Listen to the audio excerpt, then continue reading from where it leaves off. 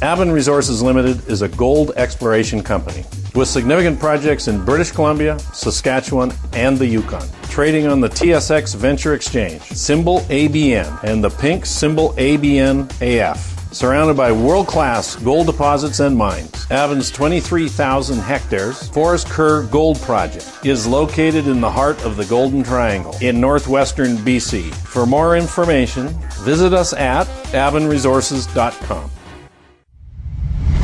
You're listening to HowStreet.com radio, available online at TalkDigitalNetwork.com. Welcome to HowStreet.com radio, the online source for market opinions. Here is Jim Goddard. My guest is Sean Brodrick, an independent natural resource specialist. His website, king1iblogspot.com. Welcome back to the show, Sean. Thanks very much for having me on. What is happening with the gold shares right now? Well, the gold shares got hammered. Basically, there's a number of things, but people are anticipating what's happening with gold. They have been anticipating this for weeks now, and so this has just hammered the gold miners like you wouldn't believe.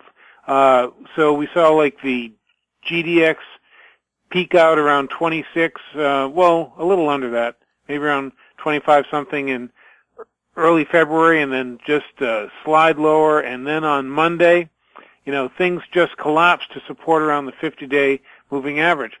This was even though the price of gold was going higher. So people have to be left saying, what the heck is going on? But if you go to my blog, king1i.blogspot.com, I have a nice chart on there where I look at gold and look at what it is up against. And what it is up against is the 200-day moving average, which usually isn't easy to get through, and also a big downtrend that started forming back in late July. And so those two things come together and they intersect.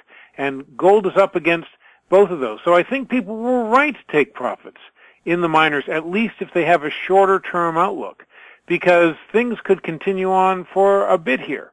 And so I expect gold will go higher for a bunch of forces we can actually, look at. But it would not surprise me to see gold pull back to the support level that I speak about in that chart on my blog. That does not change the long-term picture, which is quite bullish, but, nothing moves in a straight line. And so if you're looking to get long gold and miners, you should look at this as an opportunity. This is great, to have this kind of pullback. This is a chance to pick things up that you wanted to buy at a much better price. And, so if we see gold continue to pull back, maybe the gold miners actually work things out ahead of time, but I wouldn't count on it, which means they'd have more downside. And we could see them move down to some nice levels of support, which, again, I think would be a great place to actually pick these things up.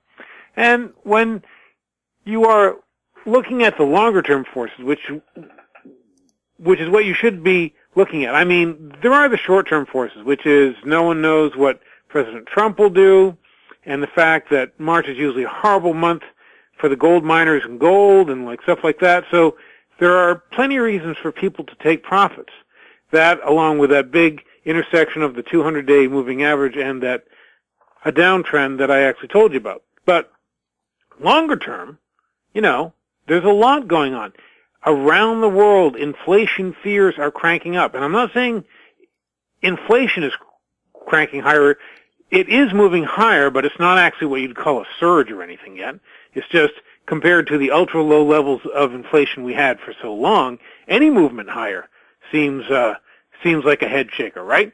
So around the world, fears of inflation are really starting to be priced in, and that is going to be good for gold.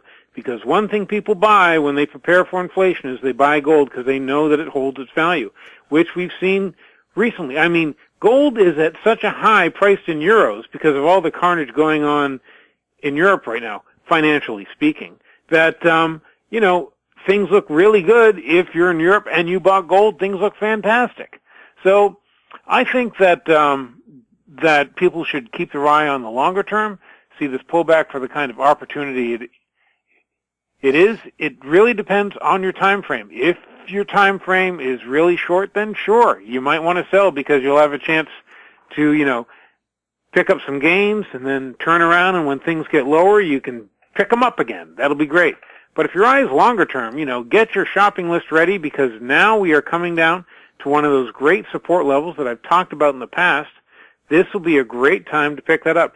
Silver looks stronger than gold, by the way. Seems to be leading it higher, and that's what you normally see in a bull market. So I'm speaking about, how it looks in gains on the percentage-wise, of course.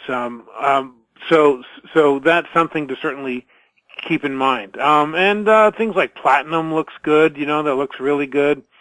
So I would think that people should play this depending on their time frame. It wouldn't surprise me to see things move lower in the short term, but the longer term trend really looks good. Taking a look at the stock market, the S&P hitting a record high on Monday. Where can the Dow and S&P go from here? Higher, or have they just stretched so far into the stratosphere they got to come down for some oxygen? Well, it depends on how you view things. We've had incredibly low volatility in the S&P 500, by the way. The moves in it are less than 1%, and they have been for quite some time. Earnings, though, don't look bad. They actually look good. So if you're basing it on earnings, then it's not overpriced at this time. But if you look at a dividend payout, it's really not good. It's like at the lowest level in years. So if that's your view of what the S&P 500 should be priced by, then you have to think that it's maybe going lower. It's really hard to gauge the broad market. I think we could see a lot more sideways. To see it move down would not surprise me, but then maybe Trump will do something that really juices the stock market, so it will all really take off. I think what we've come to is a stock picker's market. There are individual stocks that are going to outperform the S&P 500 and other major indices quite well.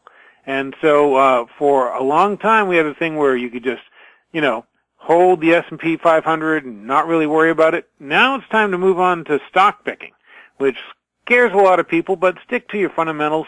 It should do pretty well, and you could really come out with some really big winners. Warren Buffett has moved big time into Apple. Yeah, I can see that cyclically. One thing that I might look for is, it all depends on what President Trump says. If he's really moving forward with rebuilding America's infrastructure, then you're going to see some infrastructure stocks, which have lost a little air recently, start to take off again. And I'm talking about things like roads and heavy equipment and cement and stuff like that. They could do very, very well. But remember, I also said we are moving into an environment where people are more worried about inflation. Not that there's a heck of a lot more inflation, but people are worried about it. So you might look at things which actually do well in an inflationary environment. One example of that would be real estate. Real estate investment trusts, at least the good ones, should do pretty well. And also you have to keep an eye on what the White House wants to do about health care. They talked about ending Obamacare, and then they're saying maybe they'll just kind of fix it somehow. Well, the ones that do really well from that are, of course, the healthcare companies.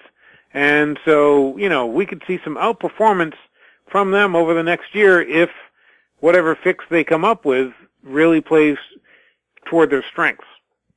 Yeah, I thought it was interesting. Trump said no one knew that health care was so complicated. Well, he's not right.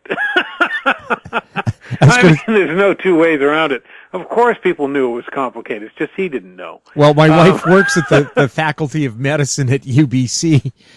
They kind of have an idea there that healthcare is complicated.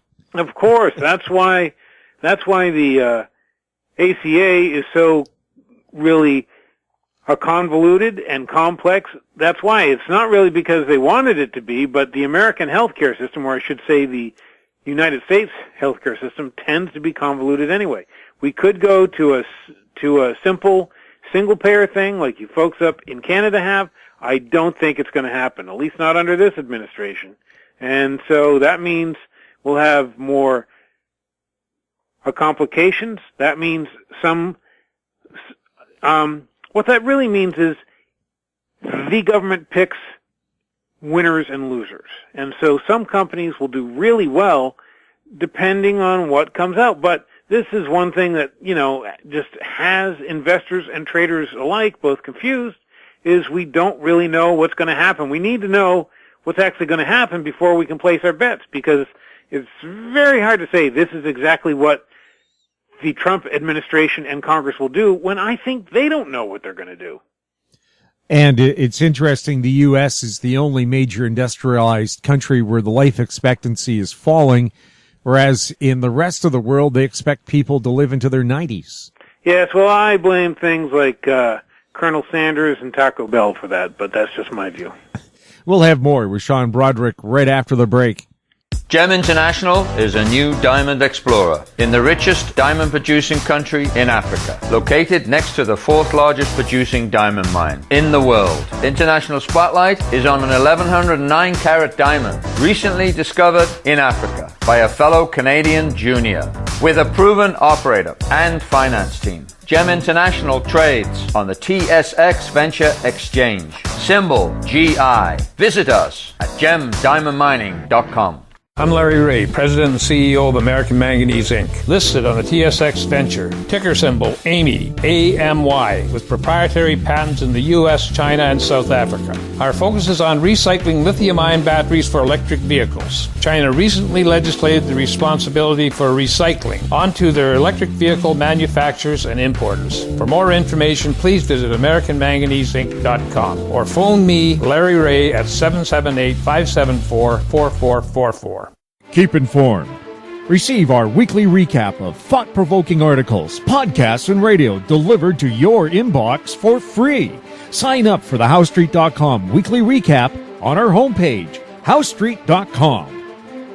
Welcome back. We're speaking with Sean Brodrick.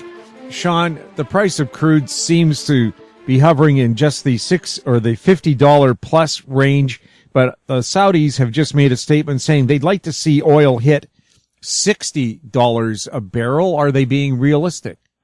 Well, it all depends on how quickly the thing falls apart due to cheating. I mean, if they can make the people who have agreed to this whole thing actually hold the line and not cheat, then yeah, we could see 60. And it would not surprise me to see 60 this year. That said, at least speaking about the U.S., there is plenty of oil. It's in storage all over the place, and we have rising production and stuff like that. Now, one place where oil is going down is in the floating storage. That's being, used up, especially in places like Asia and stuff like that. We've heard that in the media. So that's good, and that's really what is probably supporting the price of oil right now. But can they pump more? More oil will come online if it gets to $60 per barrel. In fact, I'm counting on it. That's one reason that I like the oil services companies. I think they're really going to get a lot more work this year. So, we've seen oil drift sideways since December. And if I was an oil trader, I'd probably, dying of boredom. But since I'm a stock trader, what I do is I look for those companies in the strong energy industries and look for extended pullbacks like we recently had in oil services companies, and just plan to ride those on the way up when the next rally comes. Natural gas, what's the story there? Well, that's a good question. Natural gas just cratered to lows that no one had seen in a while, basically because of the amount of gas in storage, just really went up, and that's partly because natural gas, when you produce oil, you also produce natural gas, so they get stuck with a lot of it, right? But I think that's going to be self-correcting. In fact, I think natural gas might be at an important bottom, and so I would not be surprised to see it actually go higher from here. And I think this could be a good opportunity to actually move into stocks that are natural gas heavy, that have some leverage to the price of natural gas, because I think it's a great time to be in that area. And they've come down so far from where they were at the end of last year that this is a great time to actually pick some up.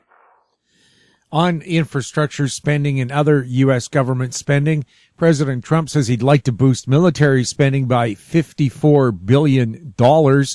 Is that good news for the defense industries? It is for certain parts of the defense industry. I mean, after all, what's $54 billion between friends? It isn't a lot in the U.S. military budget. In fact, John McCain is actually complaining because he says that it's only like 2 percentage points more than Obama was actually proposing spending in the next budget he put forward. So it's an increase, but it's not a big increase.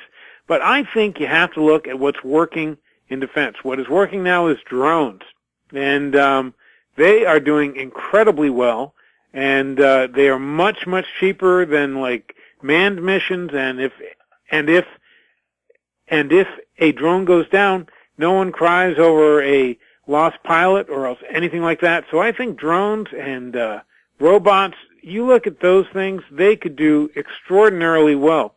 That and also things, systems management that makes things more efficient in the military will probably do extraordinarily well. And I think they want more ships. I mean, just from what they've been speaking about, they want more ships, which means, shipbuilding. Of course that's going to do well. So look at those things, and I think there are real opportunities there.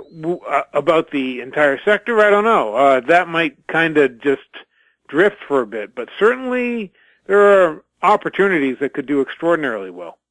It's interesting, too, how President Trump may not intend, or we don't know, manipulate stocks. He'll say Boeing wants too much for a new Air Force One, or actually I think it was a couple of them. Of course, he doesn't really care because he has his own private airplane if he has to. Yeah, and, I mean, there are many people who get worried about that, but if you look at Boeing, I mean, that's a stock that just hit a new 52-week high, and it is really taking off. It seems to have come to an arrangement with President Trump, it also helps that, when you look at, private aircraft, that is a commercial aircraft, when you look at that cyclically, it's time for all these large companies to buy new aircraft for their fleet. So companies like a Boeing and Airbus, they should do very, very well, and that's being priced in right now. That's why that stock, it just keeps taking off, and it was moving steadily higher, and now it's flying higher. I'm not sure if I'd be a buyer now. There has to be a pullback at some point. But that might be a pullback that's worth buying, just because the way this thing is showing relative strength is very, very good. So that shows that even when you get in a fight with Trump, if it's an underlying sound business, it can just shake off the whole remarks and all that stuff and just move on to what's really important, which is that this company, Boeing, has a strong core business, and cyclically speaking, it's in the sweet spot of the market, so it should do very well. Sean, thank you so much for chatting with us. Thanks very much for having me on. My guest has been Sean Brodrick. He's a natural resource specialist. Check out his website, king1iblogspot.com. You're listening to HowStreet.com radio. Find us on Twitter at TalkDigitalNet. Our YouTube channel is Talk Digital Network. Questions for the show can be sent to info@HowStreet.com. I'm Jim Goddard. Thanks for listening. Comments made on HowStreet.com radio are an expression of opinion only and should not be construed in any matter whatsoever as recommendations to buy or sell any financial instrument at any time. Available online at TalkDigitalNetwork.com. HowStreet.com radio is a production of HowStreet Media Incorporated.